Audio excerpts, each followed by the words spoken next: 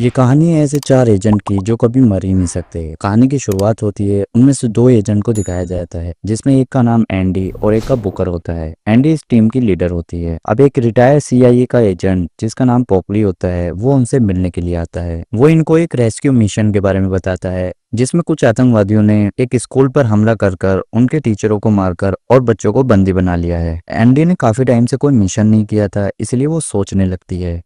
अब एंडी कॉपली को हाँ बोल देती है और वहां से अपनी टीम को लेकर मिशन के लिए निकल जाती है। अब एंडी अपने चारों साथी को लेकर सूडान पहुंच जाती है। इन चारों के अंदर एक खासियत होती है, अगर इनको कोई गोली भी मारता है तो वो अपने आप को रिकवर कर लेते हैं। अब ये वहां से निकल जाते हैं साउथ सुडान की तरफ, जहां पे उन बच्चों को आतंकवादियों ने बंदी बना रखा है। अब वो सोल्जर उन आतंकवादियों का मुकाबला करते हैं। काफी सारे आतंकवादी वो मार देते हैं। जब वो आगे बढ़ते हैं तो उन्हें एक रूम के बाहर जूते पड़े हुए मिलते हैं और वो जूते छोटे बच्चों के होते हैं, इसीलिए उनको लगता है कि बच्चों को इस रूम में बंद किया गया है। वो चारों उस रूम के अंदर घुस जाते हैं, लेकिन रूम पूरी तरीके से खाली होता है। लेकिन तभी चारों तरफ से बहुत सारे सोल्जर आते हैं और उन्हें गोलियों से भून डालते हैं। बहुत सारी गोलियां चलाने के बाद में वो देखते हैं कि वो जमीन पे गिर गए हैं और उन सोल्जर को लगता है कि वो चारों मर चुके हैं। वो वहां से जैसे जाना शुरू करते हैं, लेकिन तभी अचानक से उन चारों की आंखें खुल जाती है और उनके घाव ऑटोमेटिकली भरने लगते हैं। वो वापस उठकर उन सभी को बेरहमी से मार देते हैं। तभी एंडी को एक वहां पर सीक्रेट कैमरा दिखता है।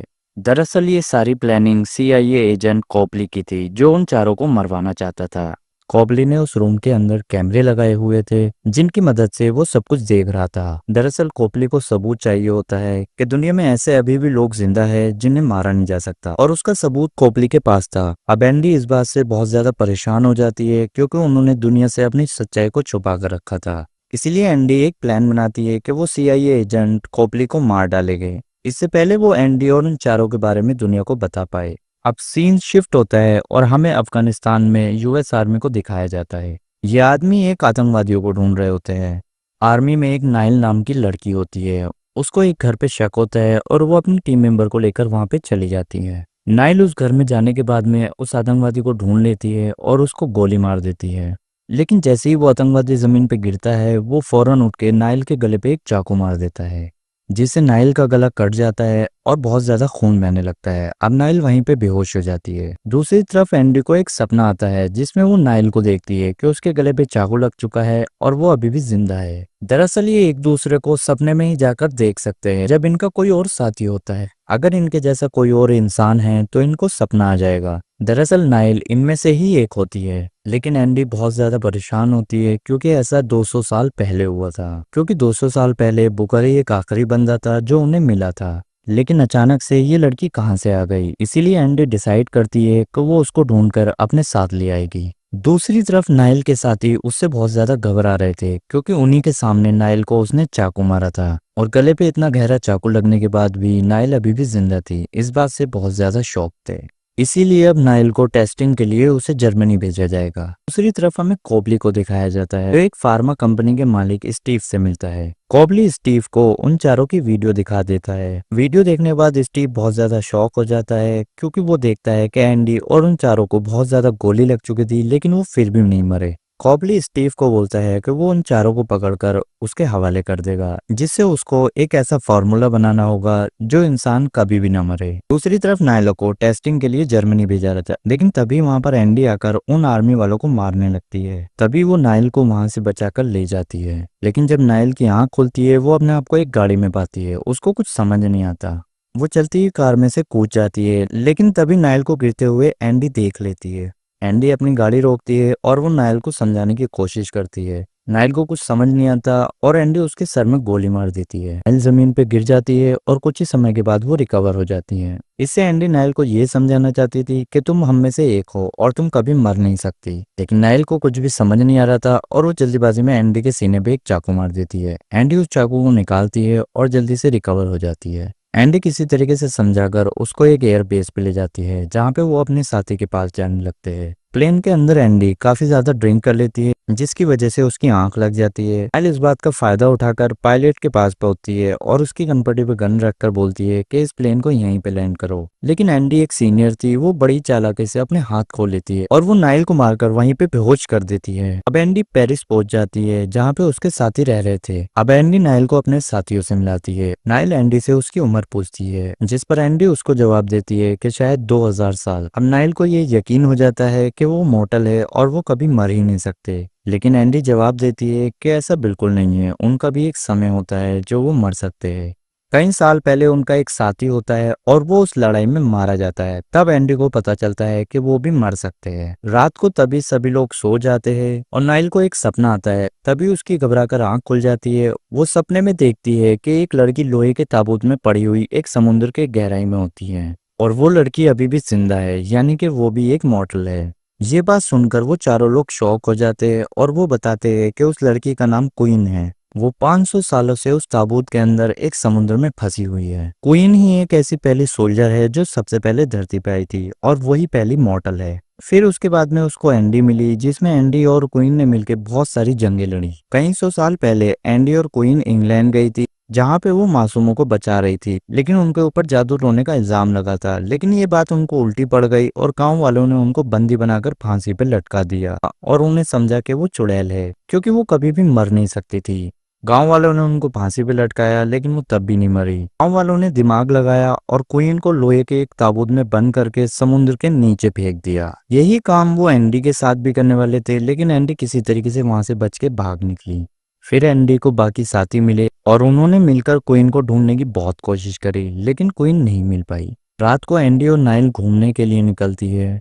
तभी कोपली की टीम आती है और उनके घर पर हमला कर देती है। वो उनके दो साथी जूई और नेको को पकड़कर ले जाती है। एंडी जब घर पे जाती है तो वो बुकर को देखती है। वो देखती है कि बुकर बहुत ज्यादा घायल है। बुकर एंडी को बताता है कि वो उनके दो साथी पकड़कर ले गई। कोपले अपनी टीम को एंडी को पकड़ने के लिए भेजता है, लेकिन एंडी पहले से ही तैयार थी। बड़ी बेरहमी से उन सभी को मार डालती है। एंडी नाइल और बुकर को अपने पुराने ठिकाने पे लेके जाती है। इस सीक्रेट को वो खुद ही जानती थी, लेकिन तभी एंडी महसूस करती है कि उसके शोल्डर पे एक घाव है और वो भर नहीं रहा है, यानी कि उसकी ना मरने की शक्तियां शायद जा चुकी है। वो इस बात को बुकर और नाइल को नहीं बताती। वो अकेले ही सुपरमार्केट चली जाती है। वहां से वो अपने शोल्डर का इलाज करवाती है और वहां से वापस आने लगती है। दूसरी तरफ कॉपली एंडी को उन दोनों साथी को स्टीव को सौंप देता है, ताकि वो रिसर्च करके उन पे पता लगा सके कि उनके जख्म कैसे भरते हैं। लेकिन स्टीव को ये अपनी आंखों से देखना होता है। वो उन दोनों के ऊपर हमले करने लगता है और उनके जख्म भरने लगते हैं। वो ये देखकर शॉक हो जाता है। अब निको और जो को एक लैब के अंदर ले जाया जाता है और उनके अंदर से काफी सारे सैंपल लिए जाते हैं। लेकिन अब स्टीव उन दोनों को कभी नहीं छोड़ेगा जब तक कि उसे पता नहीं चल जाता कि वो दोनों मॉर्टल बने कैसे। दूसरी साइड बुकर कोपली की लोकेशन का पता निकाल लेता है। वो तीनों कोपली की लोकेशन पे पहुंच जाते हैं, लेकिन नाइल अब एंडी का साथ देने से मना कर देती है। वो एंडी को बताती है कि उसकी एक फैमिली भी है और वो अपनी फैमिली के पास जाकर रहना चाहती है।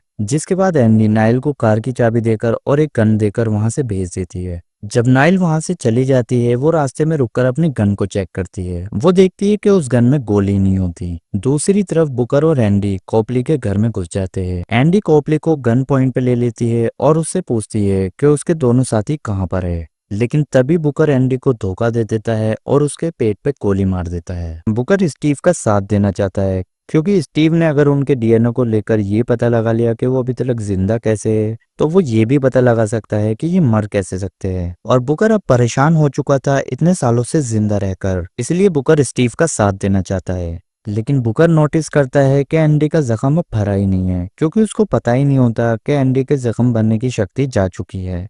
लेकिन तभी स्टीव अपनी टीम के साथ वहां पे आ जाता है और बेहोश कर कर वो वहां से उनको ले जाता है। लैब के अंदर वो एंडी का इलाज करके उनको बचा लेते हैं। दूसरी तरफ नाइल को गन खाली देखकर शक हो चुका था और वो पोगली के घर पे आ जाती है। लेकिन अब पोगली को भी पछतावा हो चुका था, क्योंकि उसने देख लिया था कि स्टीव को इस बात से मतलब ही नहीं है कि उन्होंने कितने अच्छे काम किए हैं। बस स्टीव को ये चाहिए था कि वो इतने साल तक कैसे जिंदा रहे, क्योंकि कॉबली उन चारों के मिशन को निकाल कर देख चुका था और वो इस बात को जान चुका था कि इन चारों ने अभी तक बहुत से इंसानों को बचाया है। लेकिन कॉपले ने स्टीव का साथ इस वजह से दिया क्योंकि उसकी वाइफ कैंसर में मर चुकी थी। और वो नहीं चाहता था कि आगे भी अपने चाहने वालों को लोग ऐसे ही खो दे। इसीलिए पोकली स्टीव के साथ होकर अमर होने का फॉर्मूला निकालना चाहता था। लेकिन अब वो नाइल का साथ देगा और नाइल को बताएगा कि वो उन चारों को कहाँ लेकर गए हैं, ताकि वो एंडी और उसके साथियों को बचा सके। कॉपली बड़ी चालाकी से नाइल को उस लैब में ले जाता है और नाइल का सामना 3 गार्ड से होता है और वो उसको गोली मारकर नीचे जमीन पे गिरा देते हैं।